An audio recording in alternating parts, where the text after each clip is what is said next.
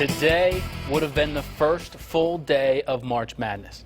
This is normally my favorite time of year. March Madness has so much meaning and history for me. My dad and I have picked a bracket on the same March Madness whiteboard since 1996. Yes, the same year the Bulldogs made a run into the Final Four. Every year, on the Monday after Selection Sunday, my dad and I would grab dry erase markers and the sports section of the Boston Globe and pick our teams. When I moved away from home, we'd Skype or talk on the phone or FaceTime once we all got iPhones. It was our tradition. And I want to say I won more years than I lost. And of course, there was that cheating scandal of 2000 where my dad maintains to this day that he drafted eventual national champion Michigan State, and it mysteriously became my team after the Sweet 16. My memory is a bit fuzzier on that regard. I'm sure every college basketball fan has their own story about March Madness, and that's the point. Even though sports are gone for right now, the memories, the stories remain. And I was reminded of that yesterday when I visited with a pair of fans that took me on a stroll down memory lane.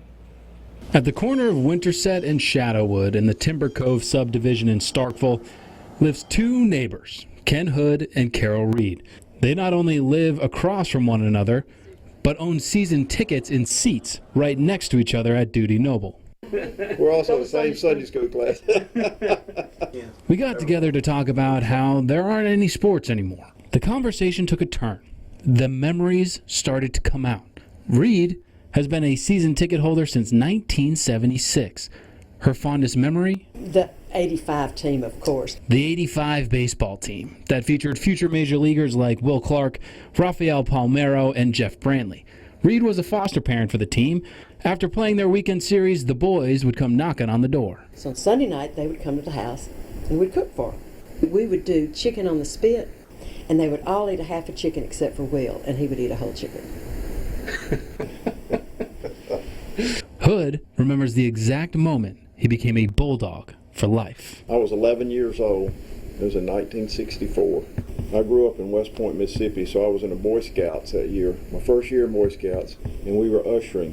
And that was my first experience on campus to see a live Mississippi State sporting event when I was 11. And I fell in love with the place that day. Absolutely. I never will forget it. Even after the mic was turned off and I was packing up my gear, these two old friends kept reminiscing.